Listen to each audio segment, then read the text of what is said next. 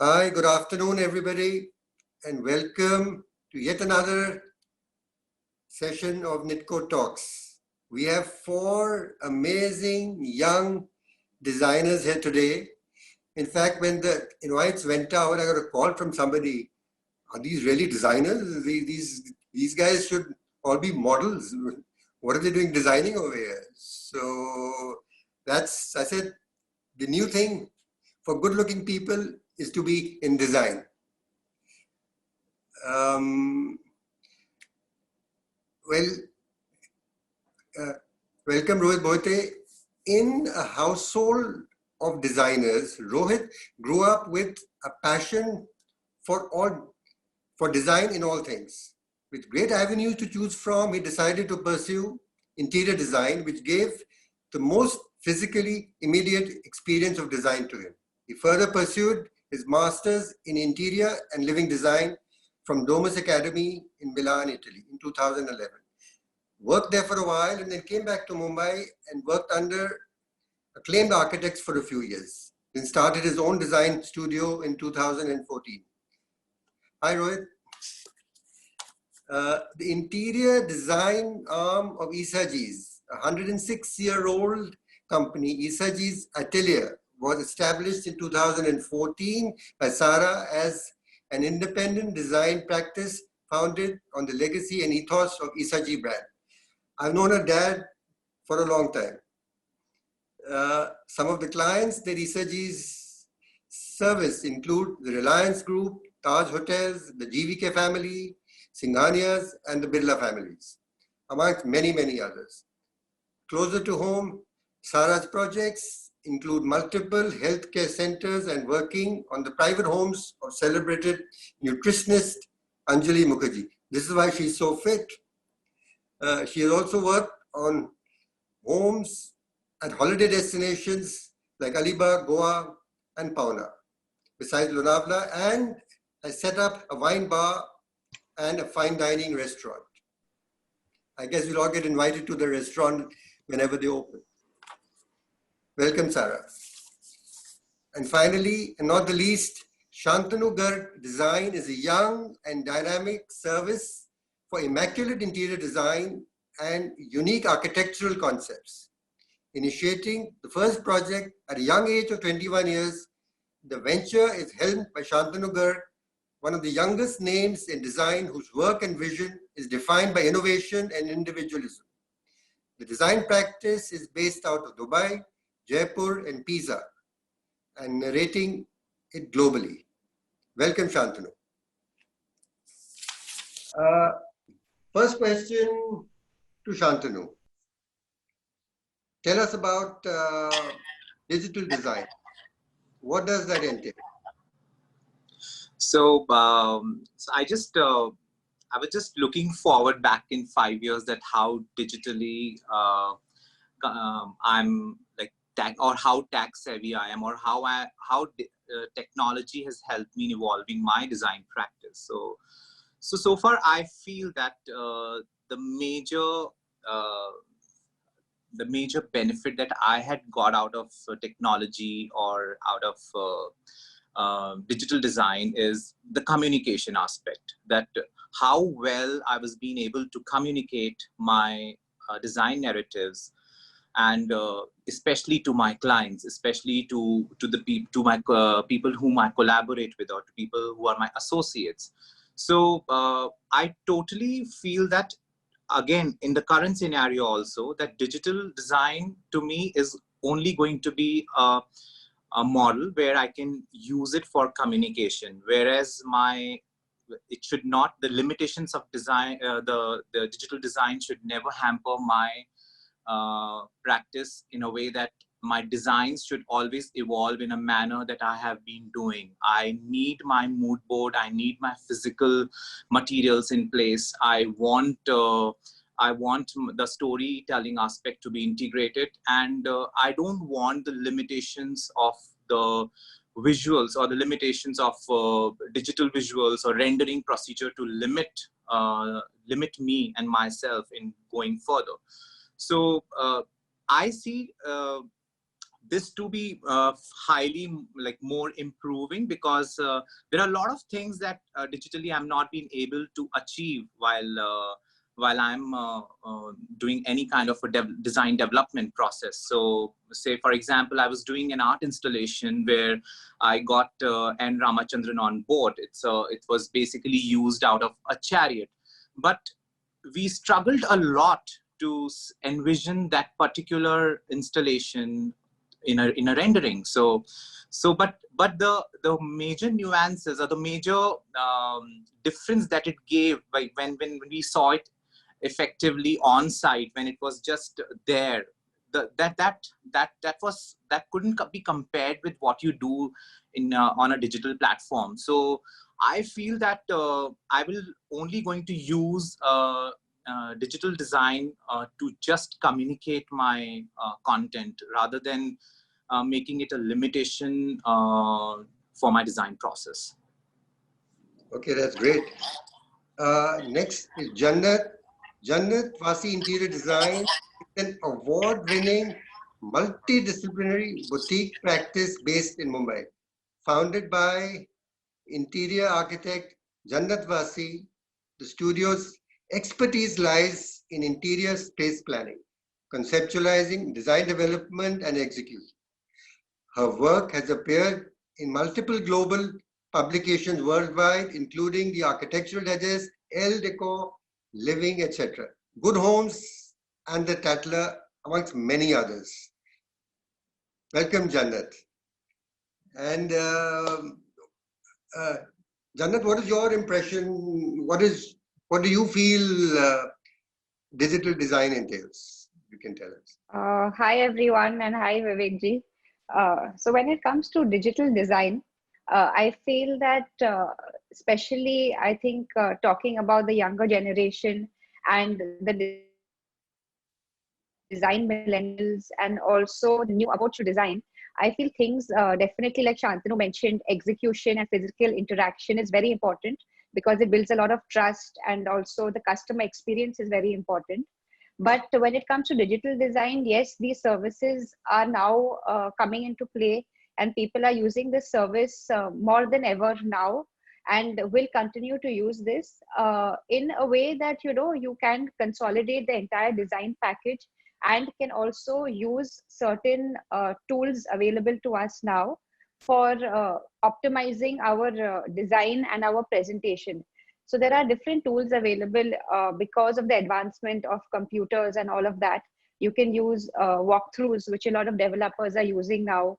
You can use VR, you can use augmented reality, which is now developing and getting into a phase which will be available to more people.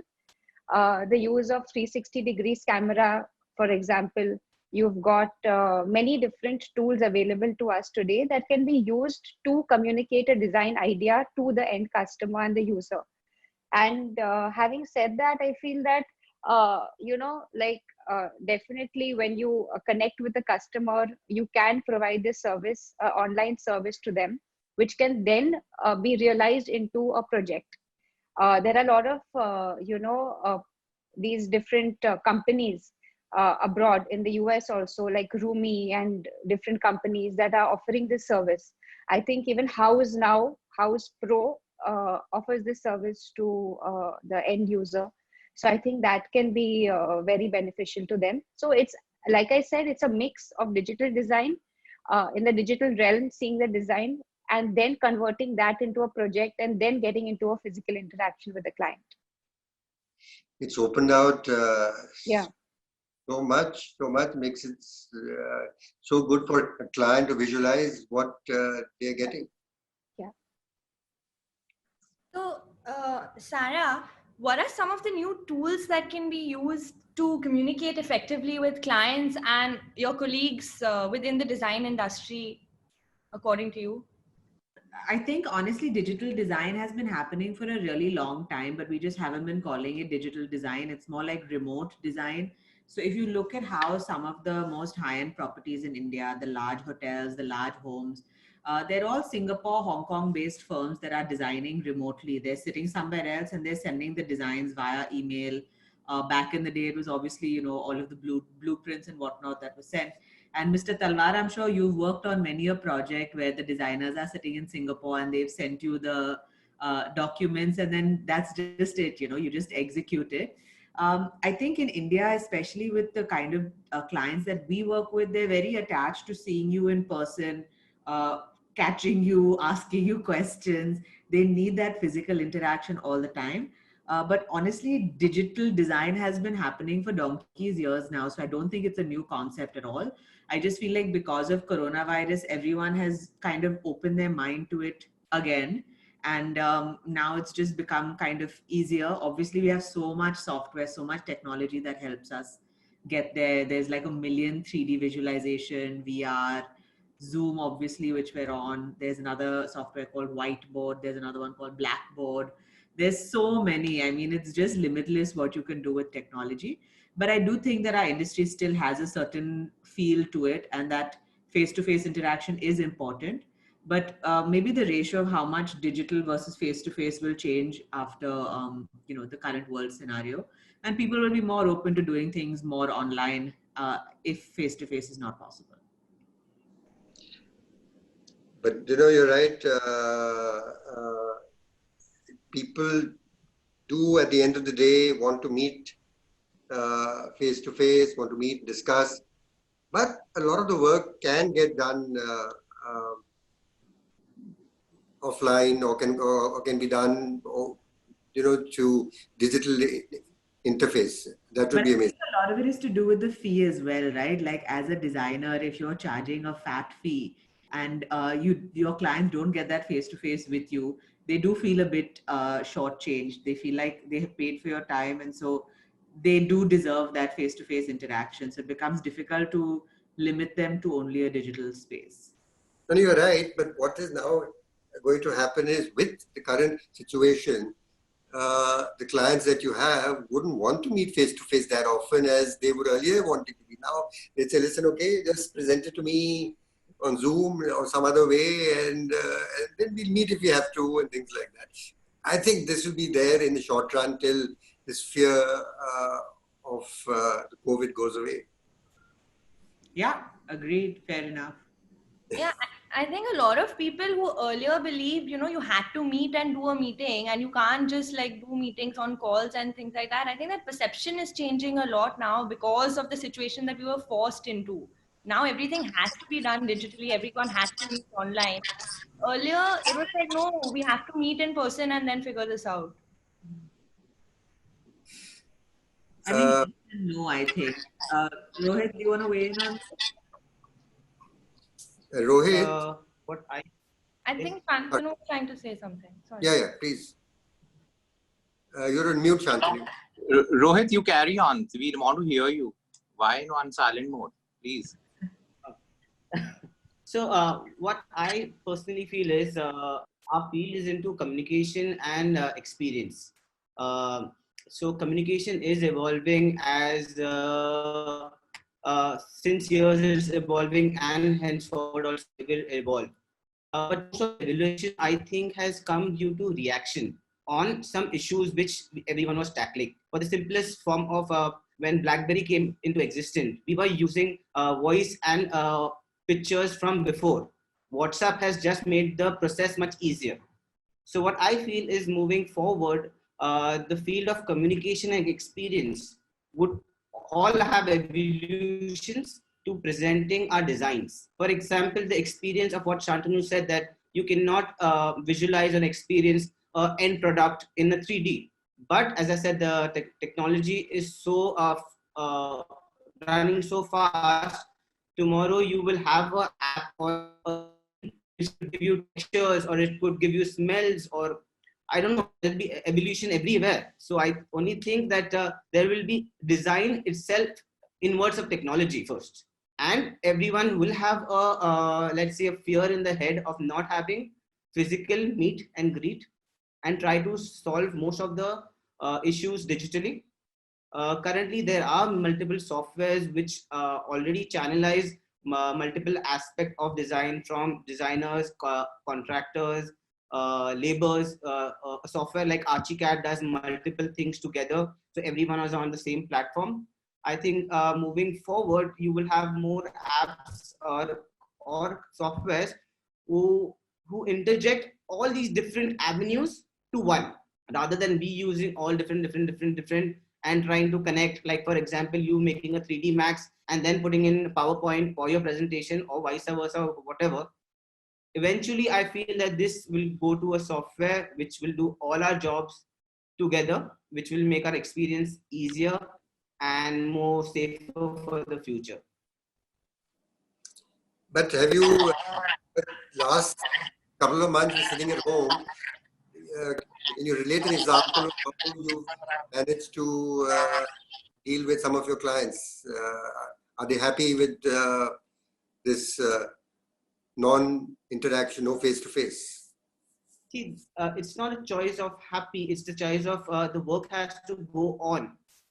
So keeping that forward thinking in your head is site visits are gone. So for some of our international projects, of course, which we can't go to. So right now we are trying to sketch on images and try to draw on videos and send it across what we really want to mean, which cannot be shown in drawings. Then some materials are tried to, like we are trying to take screenshots and trying to show them how to join them together. Or we are trying to do it ourselves with cardboards and stuff and show join rather than like some stones have to be put together, which really cannot be done in 3D because it's not like a geometrical shape.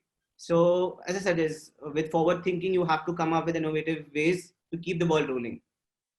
So Boite, I think we touched upon something important, is that everything else is okay, but material selection is very difficult to do on any kind of digital platform, because you really have to see how the design feel, work onto something, or what does the fabric feel like, and there's no amount of photographs or videos that can do justice to material selection.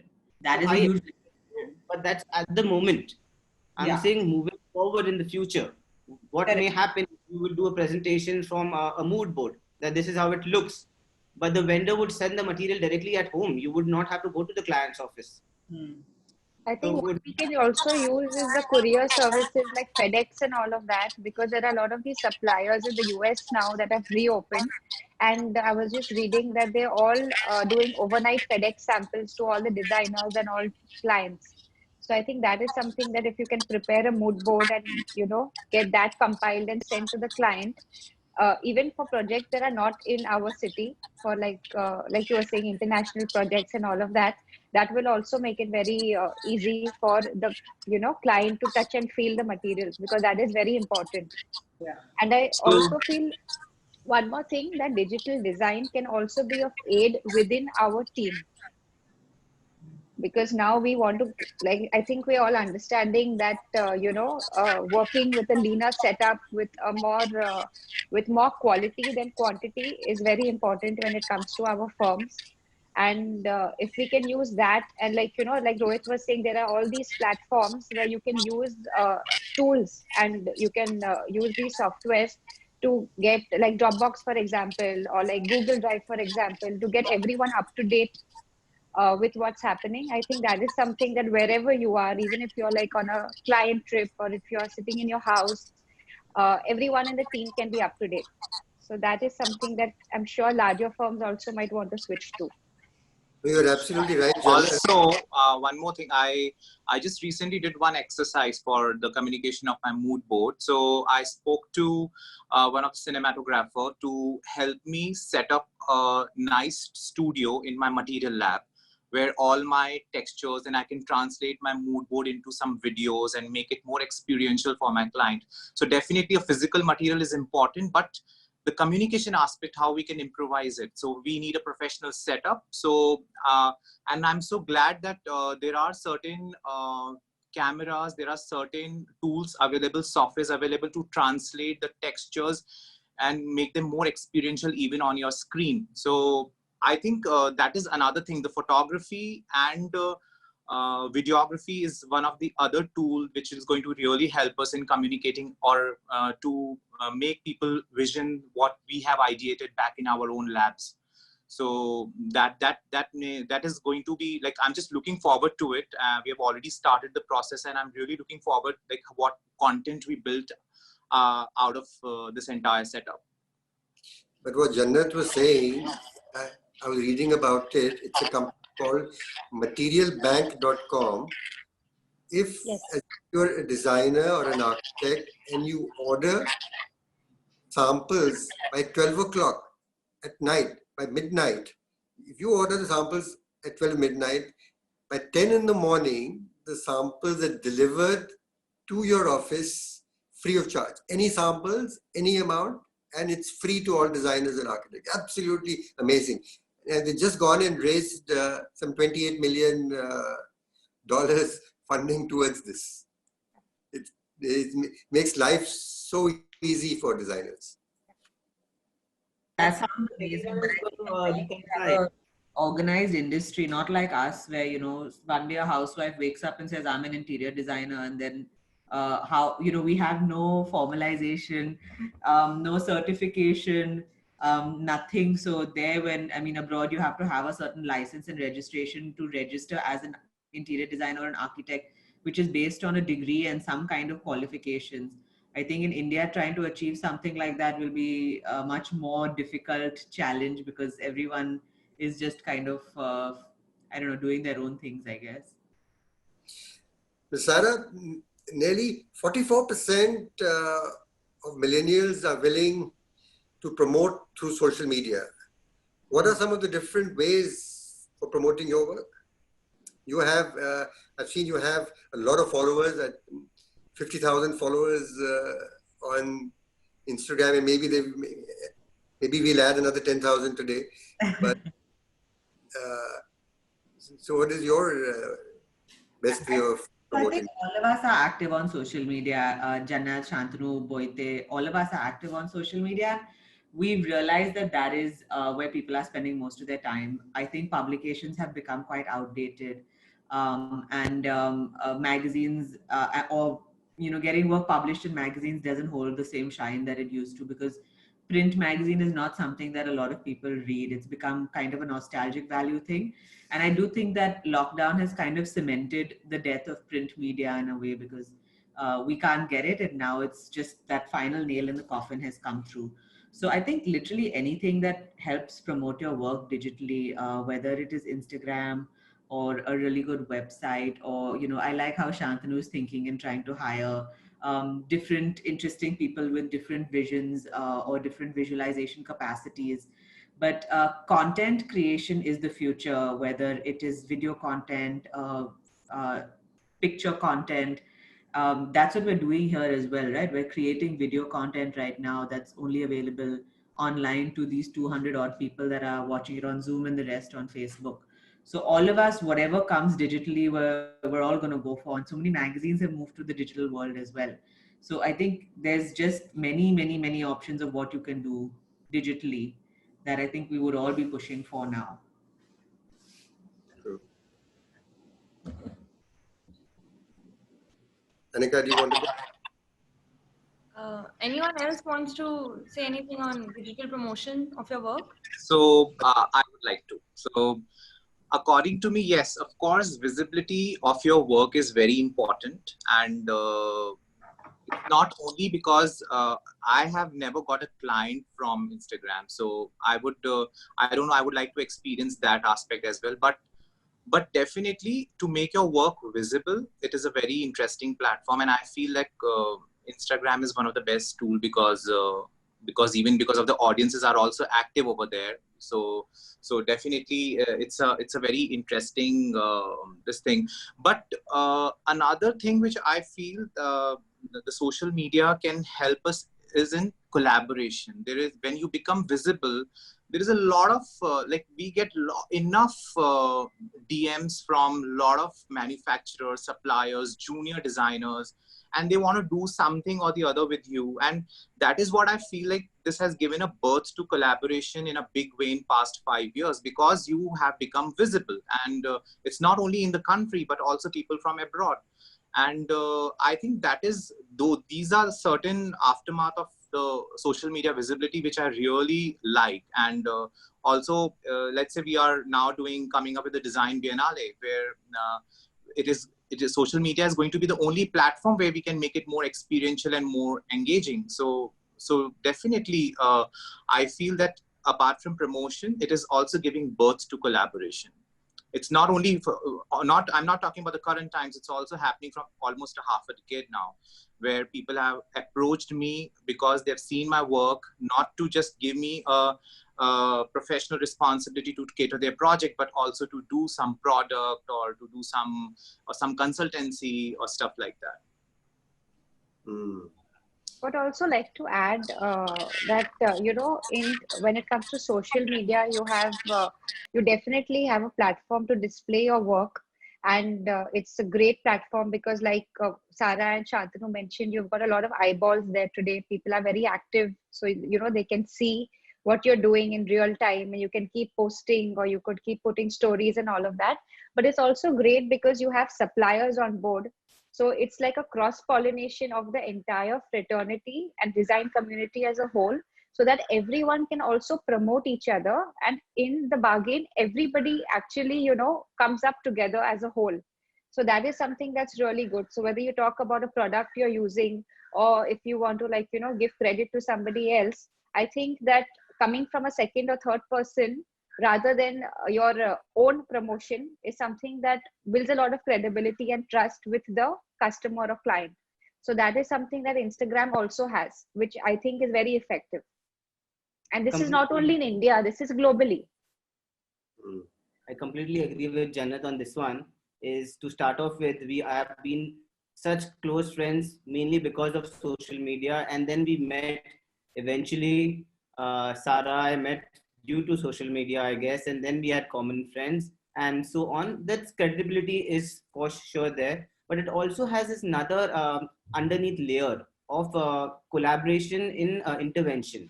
In terms of, there are different fields, like a fashion designer wants to collaborate with the interior designer, a graphic designer wants to collaborate with an architect, and the end product which is coming out due to social media presence is showing its extraordinary new designs which were never done before. I feel there is going to be more avenues for social media in terms of I feel right now the video content is slowly increasing. As Shantanu said, adding the video which will give you the effect of sound, like how does a material crackle or how does a glass feel without experiencing it physically. And if a touch aspect can be put to social media also, or there could be some new injection within the existing social media content. Like we've done pictures, we've done videos. Now what next? Because a certain barrier right now is now going to evolve us to come up with new social media aspects, which I think I'm really excited to see what these big companies come up with. But Rohit, how has design and collaboration been evolving over the last 5 years? What do you feel? Honestly, earlier I felt within design fields, people were not that open to interact with. There were people, they never used to gel that much before. I've just seen in my own career in the last 5 years, I can say thankfully to social media, people have become more friends than competitions, and there is healthy competitions. Like there are people on the panel, like Sarah and me have competed for a project together, and we both knew about it. So it was a healthy competition rather than being I want to pull it away from her, or having any enmities there. So I think being socially present, knowing each other, and having an understanding of who does what. For example, there are some future projects coming up where we are collaborating with a graphic designer just to make a whole wall panel. So which I would have done, honestly, 5 years back, I would have done it on my own. I would have rastered the image, I would have traced it, and I would have done something like that. But now I've seen the evolution of that graphical designer's work, and I want to imprint that in one of my projects. So I think this social has given me open, like it's opened my mind and everyone's mind to start collaborating for a better result. No, but you're absolutely right. I interact a lot with architects and designers. I have never seen such camaraderie in any other profession. You know, everybody supporting each other, everybody parties with each other, everybody is friends with each other. It's absolutely amazing. It I have really to say something about this, Mr. Talwar, because I grew up with my dad dealing with interior designers all the time, and we grew up with, you know, all of the like India's fancy chappies coming in and out of the shop when I was a small baby. And I think at that point there was literally just 10 designers that had the 10 best. I mean, that each had 10 of the best projects in India that were doing.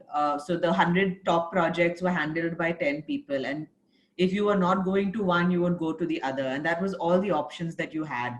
So at that point, rightfully so, there was a lot of competition and a lot of lack of camaraderie, because it was like, okay, if you don't go to this firm, then you will go to this guy.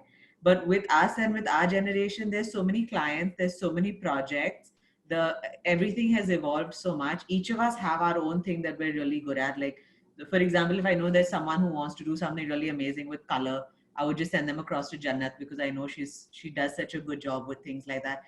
Everyone has carved their own niche and their own style, so that insecurity has completely melted away. So in fact, for Rohit and me, when we both figured out, it was quite by coincidence, we figured out we were pitching for exactly the same project. We actually collaborated secretly, gave exactly the same figures, exactly the same quotes, everything, so that so that, you know, it's not given on the, it's not like I'm undercutting him or he's undercutting me, or we do anything unethical to each other like that. We did it in like a very open, fashion. So yeah, I think that that whole insecurity and competition has just gone, which is why we can all be so comfortable sharing everything with each other. You gave away Rohit's secret?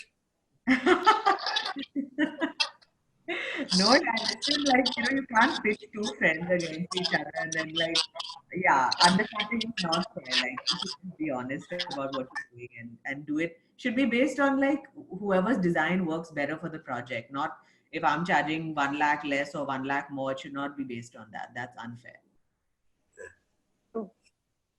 So, Shantanu, what will be some of the new forms of collaboration within the design industry in the future? What are the four, or you said just general collaboration? No, what will be some of the new forms of collaboration? So I'm already been experiencing collaboration with the designers, jewelry designers, fashion. Even sometimes when you do a retail project, it's also collaboration. Even for F&B projects, it's also collaboration some way, because you have a branding content in your hand and then you narrate that brand content into your design narratives. So that's also a kind of, so we experience collaboration in all our projects. But what's the future to me is to curate these bespoke, like I'm a lot into bespoke derivation of product, and we do some custom made wardrobes, made to fit elements, choices, stuff like that. So I definitely feel that collaboration with the manufacturers or the indigenous brands is what I see is going to go further, because this is something that is really needed. And also to carve out like my dream is to have a Indian product to be visible on a global platform. So, and fortunately during this lockdown, I got an opportunity to formulate a kind of a venture where I'm going to do this exercise with 40 designers and like 40-50 designers, and we are actually going to collaborate them with the manufacturers, with the brands, and we want them to work on a particular product based on a particular story and do something which basically celebrates Indian narrative. So I feel that the collaboration between designers and the people out, like like manufacturers and people like not even Indian indigenous brands. The collaboration can even happen from with the brands abroad.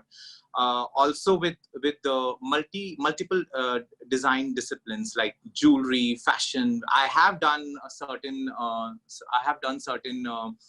stuff where I collaborated with artists, I've collaborated with jewelry designer, and I have collaborated with fashion designer to do something, because there was certain detailing which was so that. But now I think at the product level it is really needed, because so far even on-site execution is also going to pave way to collaboration, because on-site execution is going to be a little bit of a challenge, and people will evolve carving out certain way to get their designs manufactured in collaboration with the local or indigenous brands, and that is what I am looking at further.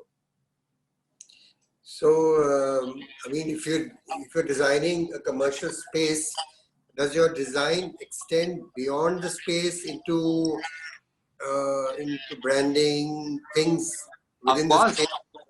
Of course, when I design a commercial space, like most of the time I end up not doing a commercial space, because clients feel that I'm a bit of a very sunky designer, or what, like, I mean, asking him questions that, okay, what is the content, where is your branding, where is your logo? So like they feel like so then I also sometimes I've got on board, I have designed the logo, I have worked with their brand consultancy company, or all that I've done, and it's such a supremely interesting exercise, and the overall, the aftermath of the product becomes such unique thing, because you have such a unique content that you have built. And sometimes people just forget that you need a very special, like you need an interesting story or a content, and then it should become and your brand should concentrate the entire content into a logo, and then that should be extended into the multiple aspects, like say for example for F&B, it could be your merchandise, it could be your food menu, it could be your graphics, it could be your interiors, and also music. So I feel that for commercial space, it is very, very important to interfere in all these routes of the company or a brand in particular. No, you're right. It's so true. Rohit is there? I can't see him. No, he's there. There's a connection issue. Oh. There's a connection issue with Rohit. Okay. He's back. Finally back. Sorry, guys. Yeah. Coffee So, time. No, we were talking of collaborative design. We were talking of I was asking Shantanu whether he goes beyond the space into other things to help in branding and to help in the other pieces of the space that's been designed. And do you also get into that, Rohit? Sorry, I missed your question. What Shantanu was saying, that when he's designing, say, a commercial space, I asked him whether he gets beyond the space into products, into other things, maybe the logo, to help the client with other part of which is non-interiors. Could be anything else. That it could be part of the packaging, could be part of the display, could be part of the offering that they have in that company. Or do you restrict it to the physical space being designed? I think Rohit. No, I'm not getting the audio. Oh. I think skip me for a while. Let my connection get all right. Okay. And I'll join the discussion. Okay. We'll move to Jannat. Jannat, what do you normally do? Do you get involved deeper with the client? So 100% we do get involved. What Shantanu said was like bang on, because when it comes to a restaurant and F&B, it's very important to get the entire docket from the client regarding the brand identity, the look and feel that they want, the cuisine that they're serving, and definitely like the logo and all of that, to understand the colors, to get that infused into your design, to continue that into your interior space. So it's very important to have clarity on that. Or if you don't have clarity, there are clients who come to us at the onset of a project when they're still ideating and all of that, and then we help them build it with, like say a graphic designer, or for example the uniforms and different merchandise like Shantanu said. So I think all of that works hand in hand, so the entire outcome of the project is cohesive and coordinated. So that's very important in F&B. It's also very important in retail, because you need to know what your brand is about and what you're selling, so you can do a right display for them. So retail is important. And also when it comes to offices, we've designed a couple of offices where we had everything ready for us in terms of what is required from the client, what their logo is, what their vision, mission statement is. So we can kind of get that informal or very formal feel into the space. So we've done an advertising agency, which was very different approach. And then we've also done an office for a medical IT firm, which was very different. So I think unless we understood what the crux of the company is, then to take that forward, it becomes very easy. So I think to get that channelized and to get that in sync is very important. So intelligent space, adaptive spaces, give us an example across your project, what your approach was. Sorry, for what? I didn't get the question. Intelligent spaces, adaptive spaces, give us an example across your project, what approach you followed. Like by intelligent spaces, you mean using technology? Technology, yes.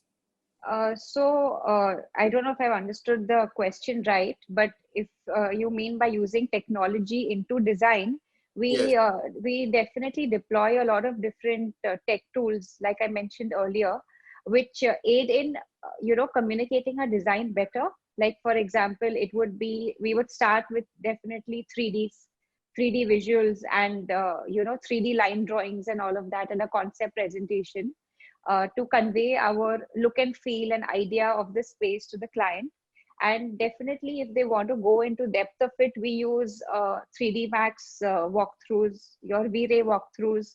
We use VR and AI, in which now, I mean, that is slightly more advanced and a little more expensive right now, but there are companies who are using that, developers who are using that for sample flats, where it becomes very easy to just go on the website and for the client to go and to see what the theme is being offered, who are the designers on board. There are if you see the Hudson project in New York, they've actually used this really well, since you're up to date with what's happening globally. So I thought I would just mention the Hudson Yards project is a very good example of this, because what they've done is they've taken a panel of designers who have very different design sensibilities, which I really loved. I loved this idea. And they've created different themes, look and feel of the different apartments that they have. So it becomes very easy for a person who is selecting or filtering before they get into the physical interaction with the builder or the brokers or the channel partners, to understand whether that is something that appeals to them. So I think digital tools can be used in that way, and then you come into the physical realm. So that's how we use intelligent design. And I think that's now being adapted all over the world. So I think that is very, very useful. The Hudson River project has been fantastic, but for some reason it hasn't taken off as as the developers expected it to take off. But I'm sure sooner or later it should take off well. It will. But it's a great example. Yes. Yeah. Hey, Sarah, what are some of the things that design companies can do to attract both millennials and Generation X? So I think that's a very tough one, because that's a totally opposite clientele. You have to do very opposite things to attract. I think the first step is figure out who your client base is, and what kind of design you're selling. So if you are selling luxury design, I think Generation X, it'll be very difficult for them to have pockets deep enough to pay for that, frankly. So if you're looking for clients, then you're definitely looking for the older generation of folks that have made their money and that are now looking to spend it. But I actually have had some very surprising experiences with using social media, where a lot of the guys that actually are of the older generation have other people in their office or organization that have their ear to the ground or that are on social media all day, that are figuring out who the young designers are, who the upcoming designers are, who the fresh talent is, because a lot of people from the older generation are like, listen, I've not done my house or my office or whatever in 10 years, 20 years. I don't know what's happening.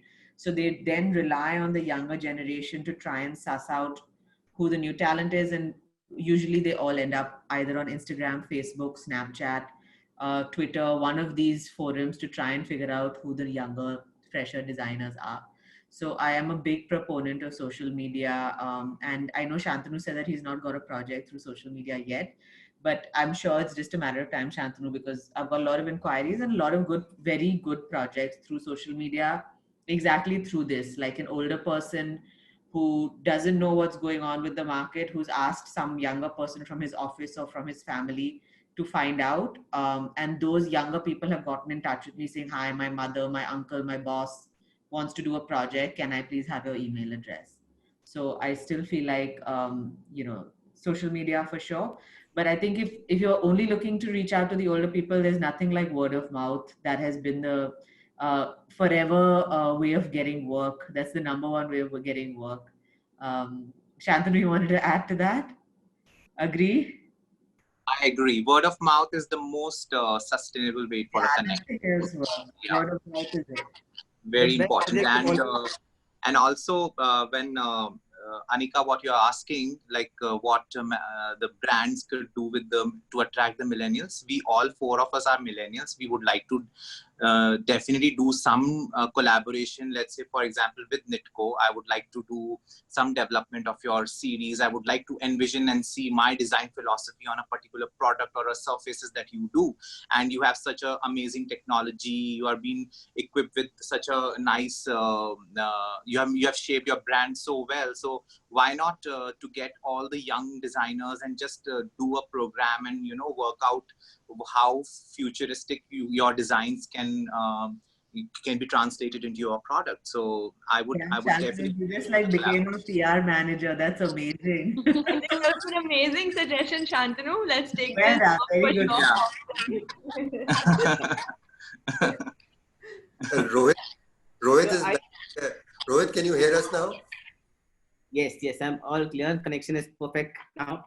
What I feel is, everyone has added to that already, but Instagram or other social media, technology of presenting what your catalogs or what you're holding, if you can have a digital imprint for to make it available for a presentation, for our mood boards, I think that evolution needs to have with all vendors. Is how do we use your new tiles not only in images, or if a 3D model, like I've seen internationally a lot of brands are making 3D models of the tiles also available, so you can use the exact piece on their renders and henceforward.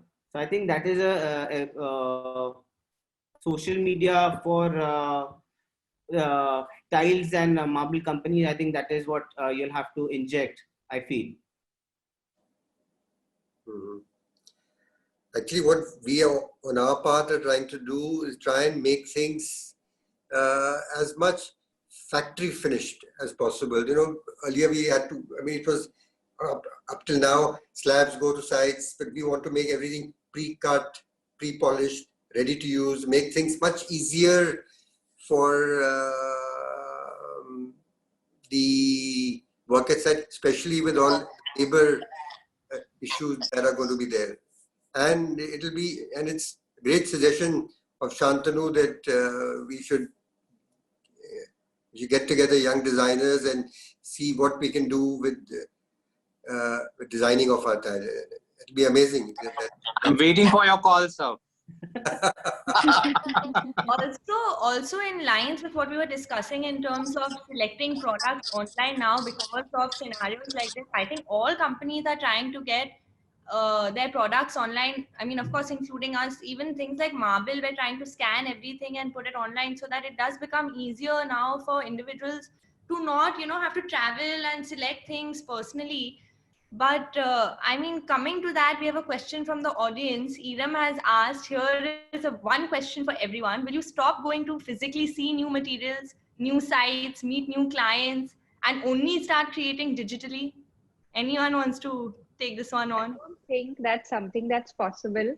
And in fact, it's very, very important to touch and feel materials, whether it comes to marble also, or even like all the way till fabric, which is the end of your cycle when it comes to design. But I think, very, very important to maintain the physical connection. And also, like you said, I think it's important to also have everything available digitally, where you can just see all the products, the new collections, all of that, help in filtering, and then have that probably samples or something sent to us.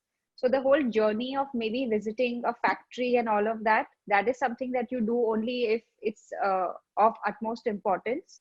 But in the middle of digital and like say a visit, getting samples and curating a set for us based on that particular requirement, that is something that we can achieve, which will be very helpful. I would like to add to it. So I feel like, to me, and the question is coming from someone who is very tactile person. Like she says that I'm a very, very tactile person. So definitely, I also feel that we need to sense the material. We need to touch the material.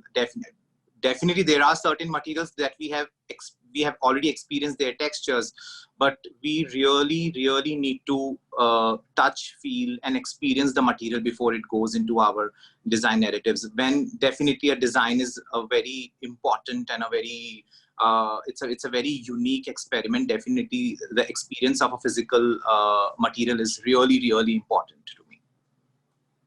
So Iram has more questions to ask, so we're going to allow her into the room. Rahul, if you can just allow her in. Yes. Hi. Hi, everyone. Hello. Hi. Shantanu. Hi, Janna. Hi.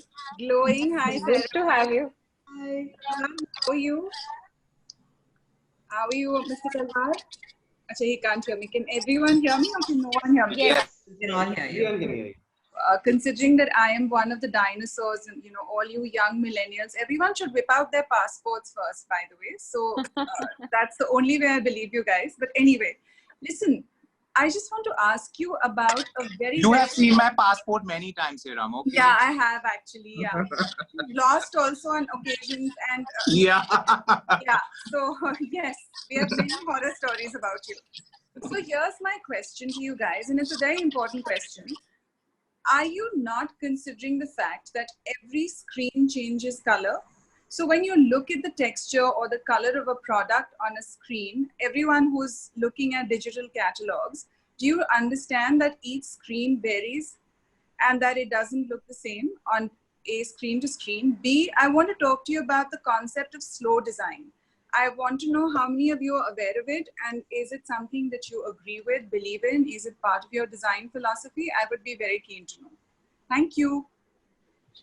The first point, Iram, I think that all material selections have to happen in person. I don't think I would be able to do material selection digitally. Maybe I would be able to shortlist certain things that look okay to me, but final material selection will only be based on physical samples, no matter how good the technology. I agree, but I'm a dinosaur. I belong to the older generation. And by the way, I just want to tell you guys this because it was interesting to hear you all talk.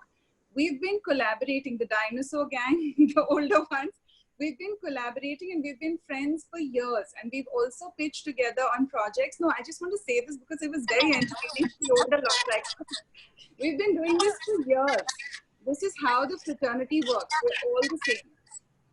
But collaborated. This collaboration or this extent of people. Sarah, yes, we have. No, we have. We have. I promise you we have. We've actually called each other also and said, This client has called you. Has he called you I'm as talking well? about like someone finding, like me finding Shantanu on social media and sending him a message and being like, "Hi, let's Yeah. do a project together." Yeah, yeah. So- Maybe not on social media, but aware of each other. For example, too tied up, have too much workload, would rather send it to somebody who can take it on and works with what the client is looking for. We've been doing it for years. We've I think also I've heard of different experiences. So I mean, maybe you. that happens in any field, but I'm just sharing from the older generation that this has happened to us. But no, that's not my point. Digitally, I completely agree with you, Sarah, because I don't think unless you touch and feel and physically see something, you can't really. I definitely can't. Yeah. But I'm very curious to know about slow design as a movement. What do you guys have to say about that?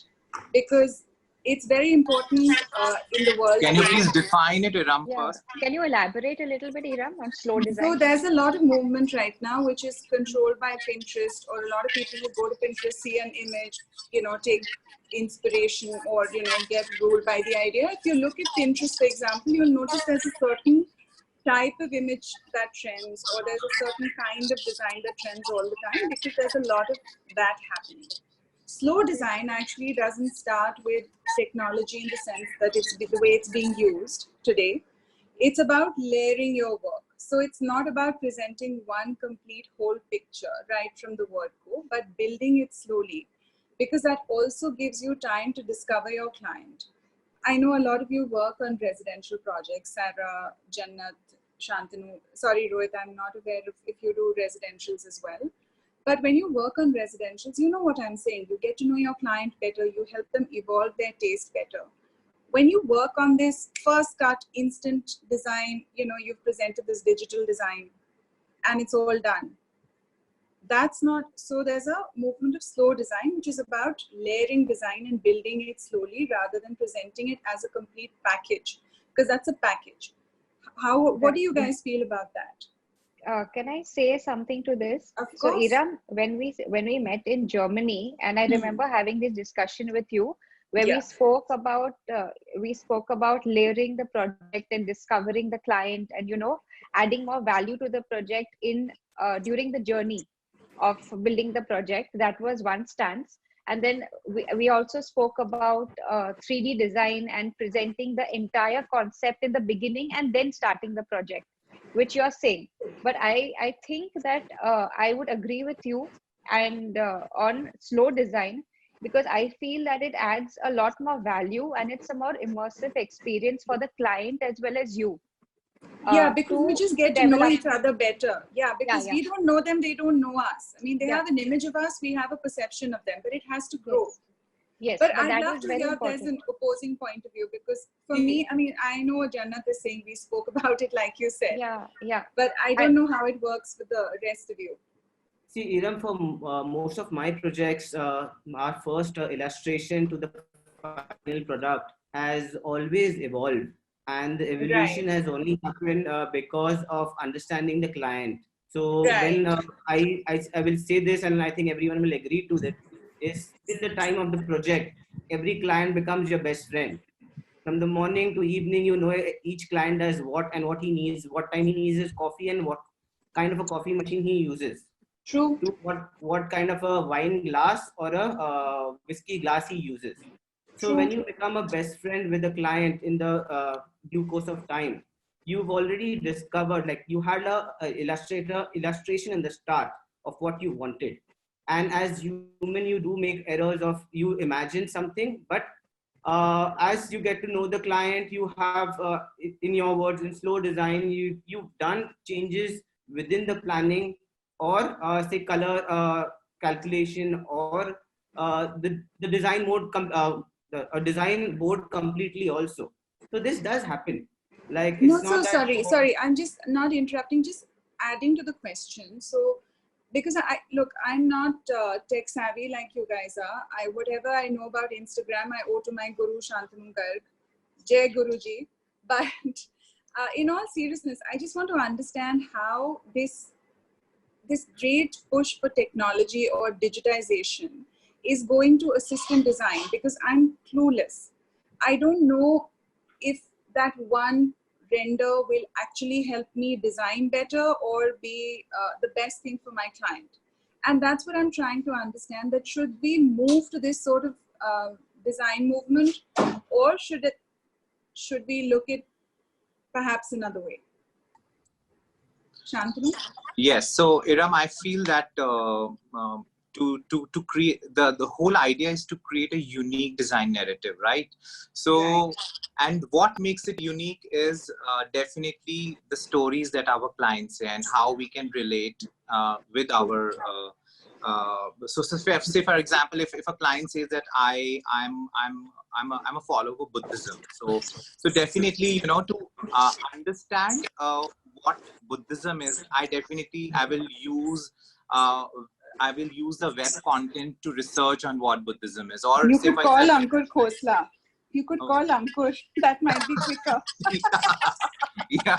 So yeah. So of course, like now with technology, with social media, I get to know that yes, Ankur also knows how more about Buddhism. I can talk to her directly, because definitely we are considering collaboration as a future. So Right. I feel that you're very right. We need to sustain this slow design movement, because a lot of people are coming up with random stuff which doesn't relate to, you know, which in the end, you know, the whole Indian design fraternity also gets hampered when you see something which is very abstract and very meaningless. So the slow design, the process, like as I understand from you, is basically, I consider this entire process is what makes my design unique, and there's how also it renders my identity. So Right. So of I course, think yeah, I think we can use digital tools like that with technology advancement and all of that are available to us, just as a starting point for presentation. But definitely we have to communicate to the client, which I do, and I'm sure all of us do, that this is only a starting point to understand what the concept is, but we definitely will build on the design and change the design as we see fit together as a team. Like the client Right. and us are a team Of together, course. because Of it's course, their yeah. home at the end of the day. So it's a very personal experience. And also you can't do a cookie cutter design, which can, you know, just be like, just in the beginning, you make a design without understanding them completely and just follow that through. It's very Right. important to change yourself and to like kind of mold and adapt to something that suits their needs. Like how you mentioned, Buddhism would be one, or you know, different people have very different interests. Like right now we're designing for somebody who is a yoga instructor, so they want like you know, different, they want the space to also double up as a studio. We're designing for somebody who's a chef, so Right. they want to host, you know, those like a farmer market kind of a thing. So we're doing like this drop down dining table for them and all of that, so the space can remain open, and multifunctional furniture. So I feel that that is something that you can't you know, completely decide in the beginning. That is something that you will change, and you will adapt to the situation of your client. And also I think another tool is getting a good design checklist and questionnaire in the beginning of the project will help you to design for that client and customize the space for them. So that is helpful. Thank you, Baba. I'm sorry, only Sarah has not spoken. Sarah? I have a bit of a contrarian view on that, because I think all design is slow design anyway. When you're doing a residential project, nothing gets frozen when you show that first design option anyway. It's not like you show a design concept and the client is like, done, I'll take it all. It's always a process of give and take between you and the client. So all we're doing with softwares is putting together our thoughts and using software as a tool, which we didn't have earlier. We didn't have these 3D visualization softwares earlier. So we're simply using it as a way to express ourselves. So all design is slow design. I think unless you know, you have a kind of a corporate design firm where you have 3 or 4 set templates where you're churning everything out, which none of us have. We all have, you know, specific small design studios where we're doing a small volume of projects. So in that sense, even a commercial project becomes a slow design process for us. So I think the same way slow design is applied to fashion, I don't think the same is applied to design or the type of design that any of us are doing.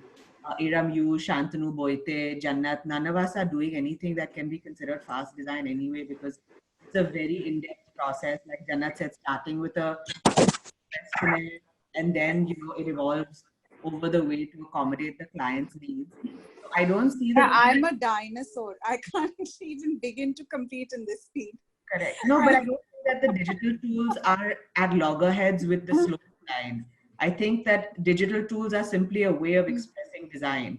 So I don't think that the two of them have to necessarily be at loggerheads with each other. Not at loggerheads, but I think I But was that one talking undoes more. the other. I don't think so. No, actually, I was thinking more of in terms of the way that they express something. And I guess it's, it's very personal about in terms of what your preferred mode of expression is. I think it's never worked better than actual physical sampling or physical representations. Digital it works really well for somebody. I mean, I'm sure it works really well for you guys, and probably I don't know how to do it as well as you guys do. But I think for me, this, of course, slow design and the whole notion of working with physicality is supreme. I just think that's again like a personal thing, because for me, obviously, of course, samples make a lot of sense. But when it comes to visualizing a space, I go into 3D almost instantly, because I feel like it's easier for me and the client to understand a space when we move into 3D, and I feel like my clients appreciate it a lot more to see the space in 3D versus constantly seeing physical samples, because we can visualize what that sample looks like on a wall. They don't have any idea how to visualize. If I show I'll put this quota on your full wall, versus if I show them a 3D view with quota on the wall and then the physical sample, they'll obviously take the second option, right? Where they're like, okay, now I have this 3D tool to be able to visualize. So I think that I think that 3D is something that works amazingly for me. I move into it. Sure. I think don't think that it makes as a non-design person, I agree with you a lot in terms of if someone shows me like a 3D render of something or a visualization of something, it is much, much easier for me to understand like what's going on. If I'm trying to choose something for my house, whatever. Yeah, as a visual space experience, I definitely feel that 3D is important. But yes, we should not limit ourselves only to what 3D can make anything possible, because there are a lot of things that you cannot develop in 3D. Not just 3D, but any kind of visualization tool, like any kind of digital visualization tool always helps someone who's not very familiar with the product or not very familiar with the concept.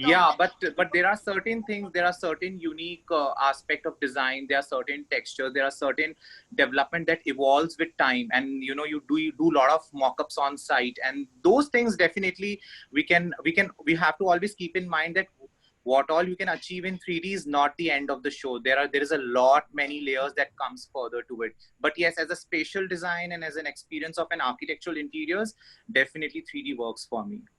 I think 3D is great, like Sarah said, and also to address Iram, I think the element of surprise is something that we should not take away from the clients, because if you show the entire product to them in the beginning, I think it's great to communicate your idea and to show the entire concept to them so they understand the materials, all of that. But certain things that we add to layer a space, like accessories and art and fabrics and so many different, different products, I think those things, I think you should leave to, I think, going and making a selection and experiencing that with the client. And I think, a mix of both of that is something that gives client satisfaction. Well, to me, slow design is reminding me of slow food. In Italy, you have restaurants that actually advertise themselves as slow food restaurants as opposed to fast food restaurants. And when I saw it for the first time, I said, what does this mean? So you just come here and just do it leisurely.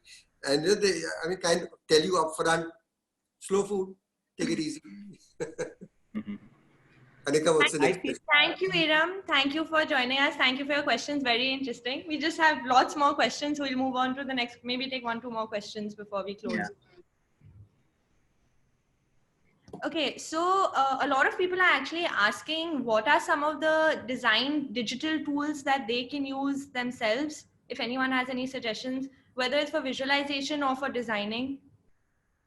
Any softwares, any tools that anyone recommends? for I design? recommend Lumion. Actually, we recently did a lot of research on 3D rendering softwares. And after a long thought and trying out a lot of softwares, we shifted to Lumion. We already used to build things in SketchUp. And honestly, it took one of the girls at my studio 3 days, literally 3 days, to be able to understand, learn, master, and render on Lumion. So it's a very, very easy software when it comes to 3D rendering, unlike a lot of the other ones that are very complicated. So that's something that I would definitely recommend looking into, and the output is excellent. So if you're looking for a design studio where you want to kind of update and make changes in your 3D without having to outsource to a 3D rendering person, which is expensive, time consuming, very tedious to do, and you want something quick to do in-house that has good results, that's the one that I use a lot, that I like. Even And Rhino is a very good software and very easy. So I think that is something that gives you fantastic results. Also, if you want to get into parametric design or slightly more complicated geometry, Rhino is very easy to learn and very fast a tool to use. And that also is integrated with V-Ray and different rendering engines. I'm sure Lumion also. So that is something that you can look into. And also a lot of people are using the iPad Pro, or these for sketching and all of that. So Procreate is another software that you can use. Morpholio is another software that you can use. so, well, I for would me, recommend this InDesign. time, yeah. Okay, Rohit, go ahead. Sorry. No, go ahead. I Rohit. would recommend InDesign. InDesign is like a very nice tool to make presentation rather than only using Illustrator or Photoshop and PowerPoint. I think InDesign is a powerful software to make presentations. Of course, the 3D views have to be integrated in another software to present it. I think Jannat also uses InDesign a lot.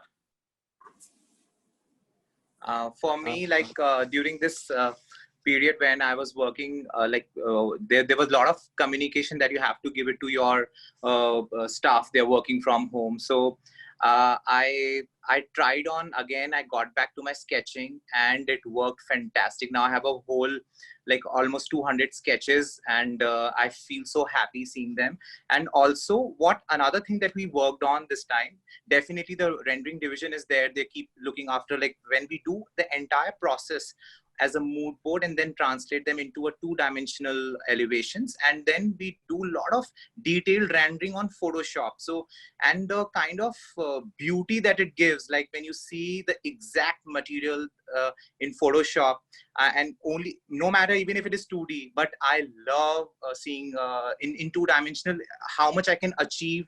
The visual experience is what I try to do in Photoshop, and then I send this entire material to the rendering division to translate them into a 3D, because sometimes what happens, the material exactly that you see in the software, it looks little off place. Like sometimes it disappoints me and I might change my decision, but when I see that it on Photoshop and I use the exact texture and exact image of a particular material and render it in the two-dimensional render on an elevation in Photoshop, and I have done some amazing things out of it. I've curated installations, products, and I've applied them on the walls, and it is such a treat to see. So I feel like sketching and Photoshop is the first thing. If you really want to be doing it independently, try it out. Like 2D is also another pleasure to deal with. Okay, so final question for today. I think a lot of young designers have come online to listen to all of y'all speak, and everyone's looking for some advice from y'all on how, any advice for young upcoming designers who are probably thinking of starting their own design firms or not sure, figuring things out. Well, Firstly, I would recommend everyone to first gain a lot of experience under some senior designers, at least minimum 2 or 3 big firms, work under them, understand every layer of how an office works before starting off. Then, of course, technically and digitally get savvy with all the new technology and softwares. And lastly is stay honest and stay focused. I think when it comes to experience, what Rohit said is very important, but it's very important to get the right kind of experience, because there are a lot of people who go to very large firms and they're only stuck doing competitions. For example, they don't get a chance to go to site, they don't get a chance to design, they don't get a chance to maybe talk to suppliers and dealers and understand products, materials, all of that. So I think that choosing the right architect or the right designer to work with, whose design sensibilities match with yours, that is very important. And like also Rohit said, please stay true to yourself.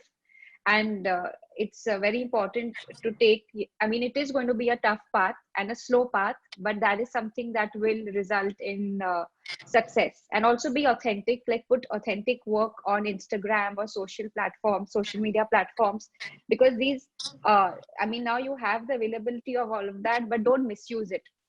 I've seen a lot of young designers, a lot of them put, photos of, say, other people's work, which can be very misleading to a client. So I think that is also something that you all should do. Totally agree. So I go with Janat. So I would say that be honest and don't let plagiarism sustain, because that is the only challenge which I have felt personally a lot. And the younger generation should definitely, in fact, they should learn from the older generation, and then they should evolve the design further, is what I feel. And like keep evolving the design and reach and then figure it out where is your will, like where is your true self is seen, and that's going to be the joy. And definitely fight against plagiarism. And to add to that, obviously, like I think what Boite and Jannat said about work experience is very, very valuable. Also, what Jannat specifically said about the type of work experience, I could not agree with that more. That's very, very valuable feedback. I also think that there's a lot of value in having a mentor, someone older that you could rely on, that is possibly from the design industry, that can help guide you with your decisions when you're setting things up. Mentorship is something that's very, very important. It can even just be someone from within your family who's run a business in the past, someone who can help instill some confidence in you and help you with what steps to take along the way, so that they can bolster your confidence as you go along. No, I couldn't agree with you guys more, because I have seen that I learned from the younger generation. I've always learned, and there are always new ways and different ways to do things, and new ideas coming through. Because whenever we realize that that we know everything, that's the time it's the end of the story. We have to keep learning. No matter how old one gets, one has to keep trying to figure out new ways. So this would be applicable to the young designers coming in. Well, thank you so much. Thank you so much, all of you. It was exciting. Thank you. Thank you, Mr. Dalwar. Thank you. Thank you. Really, Anil. Waiting for your call as well. All four of us. All of us. We're ending on a good note. Yeah. Ready. Picking up. Hello. I'll call all of you definitely today only. For our Okay. collaboration with Nitco Tiles. Very good. Thank you so much, guys, for joining us. This was Thank you. really Thanks nice, a lot. very Bye, take informative. care. A lot to learn from y'all, and I think all the young designers are very, very happy to hear everything. And actually, all designers, not just young, everyone. I saw a lot of people on the chat who were saying lots of nice things about everything y'all have said. Thanks a lot. Thank you. Thank you. Thank you. See you all soon. Bye.